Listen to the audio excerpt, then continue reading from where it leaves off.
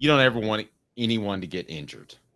But there are probably some recruiting fans out there that look at the Jourdan Thomas injury and say, ooh, oh boy, there's a chance to see Boo Carter even quicker because this rebuilt secondary just threw a rod as Jourdan Thomas suffered a season-ending knee injury. I had him projected as the starter from some conversations I had late in the week with some people last week. Obviously, he's not going to be the starter. Now, what do you think this means for Tennessee's secondary at an experienced player who's been around a while? Yeah, I think this is actually somewhat devastating. Now, I did not have him tabbed as my starter because Jacoby Thomas and Boo Carter I thought would be there, but I was reading reports that Jacoby Thomas would be at cornerback.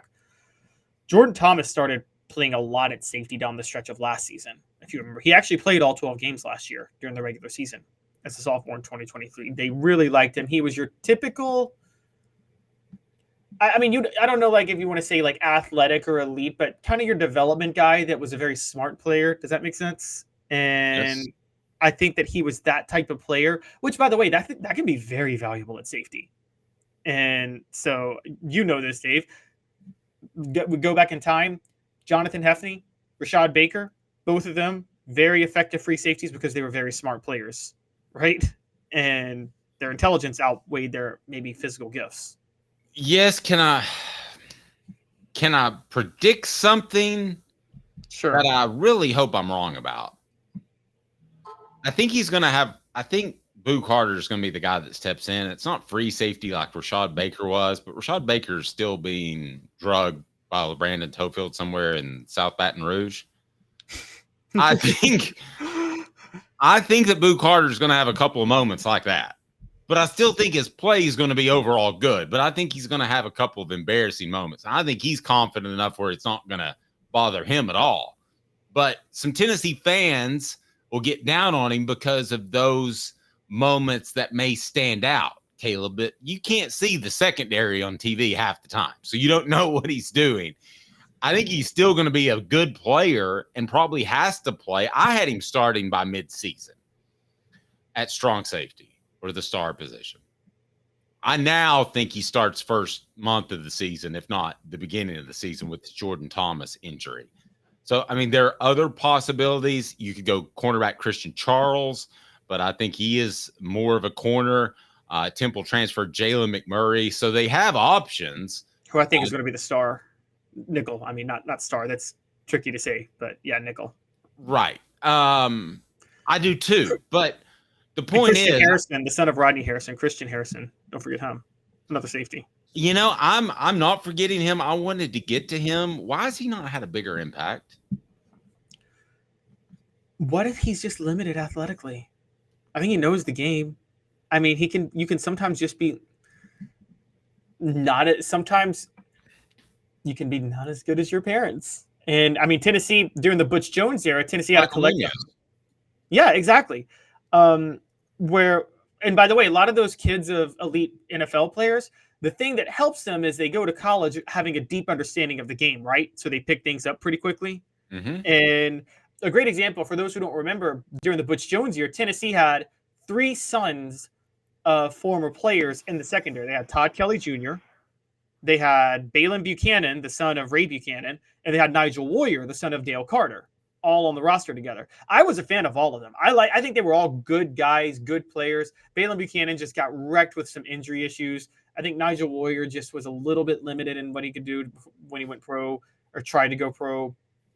And Todd Kelly Jr. also got hit with injuries down the stretch, so he had to give up football. So it was kind of a bad luck situation. And then they all played for Butch Jones, which made it worse.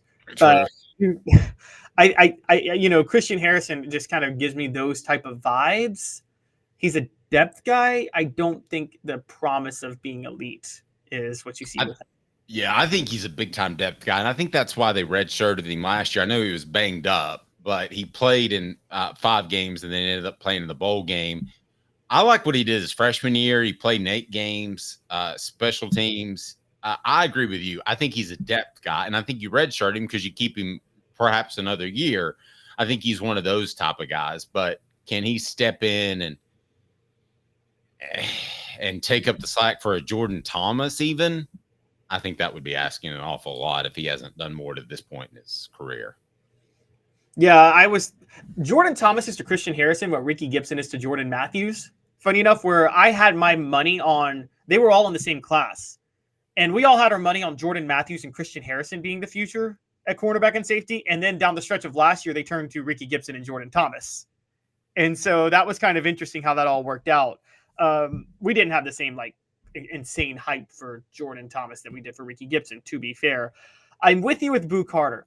Here is the problem with Boo Carter, Dave. Not his fault. Here's why fans are going to get sour fast. Because you brought up Rashad Baker and Jonathan Hefney. We've seen plenty of times in the past Tennessee trot out true freshmen at safety, right? That they turn to. Oh. Well, I brought them up, but yeah. Not plenty, but yes, we've seen a good half dozen, I would say, in the past. Yes, we have. And I know they did in 98. Didn't they trot out Deion Grant down the stretch in 97 too as a freshman? I'm sure they did. I mean, it's such a rare talent. They couldn't keep him off the field. Yeah, there's no question that they had to play. Okay, so who's come after all of those guys and the last safety to be a true freshman starter? Who was before Boo Carter? Who was the last hyped up true freshman safety starter? And it's unfair to Boo. You're not saying the Berry brothers. No, I'm saying the older Berry brother, Eric Berry, was a true freshman safety starter. Oh. And okay. I'm worried that people are going to hold Boo Carter to that standard as a true freshman. Because Eric Berry actually started as a true freshman, and Dave, he never made a freshman mistake. No, Eric Berry's another player. And getting back to Christian Harrison, would we be saying he's just a good player if he didn't have the lineage? The fact that he did play as a freshman, they redshirted him last year. They obviously want him on the team. They could run anybody they wanted to, but he's one of their best special teams coverage contributors. If he didn't have the last name Harrison, would we be talking about this is your program builder type of guy? I mean, probably not. I'm not saying he's unique, though, but this guy's I think based off looking at his resume, not to interrupt, I think he'll probably start his senior year, wouldn't you? Yeah, I think oftentimes, and look, and you can guess this by the parents. Rodney Harrison is a very level-headed, good, like he's the type of guy you'd want to be your dad, right? Rodney Harrison? Yes. I think he's raised his son right to be realistic about this. And I'm going to, most of these kids have asked. You said raised his son right. Let me finish. Okay, I'm sorry. I thought you said he was racist. Go ahead. No, gosh. No.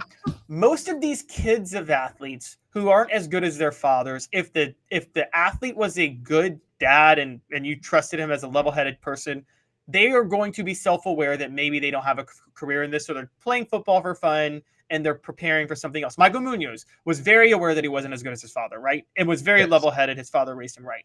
This is what I think derailed. Now, it's not his fault because I think he did have NFL potential if it wasn't for being hurt.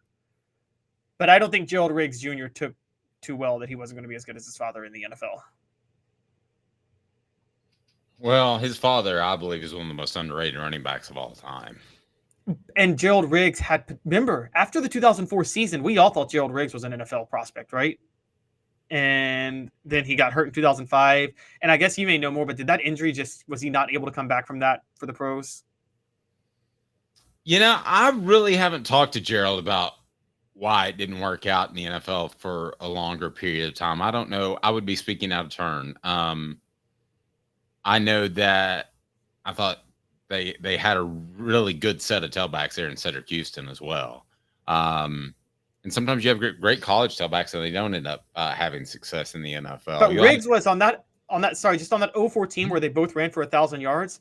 Riggs was the better running back that year. Cedric Houston was good, but Riggs was the better runner with the ball in his hands. At least I thought. What if they were 100% healthy? That was the year they both were 100% healthy. Okay. And Riggs was better. Because that's when Jabari Davis, loved the guy, have a lot of respect for him. But remember, he kind of got relegated into you're not going to carry the ball that much anymore. Yeah, I'll take Riggs as a better runner.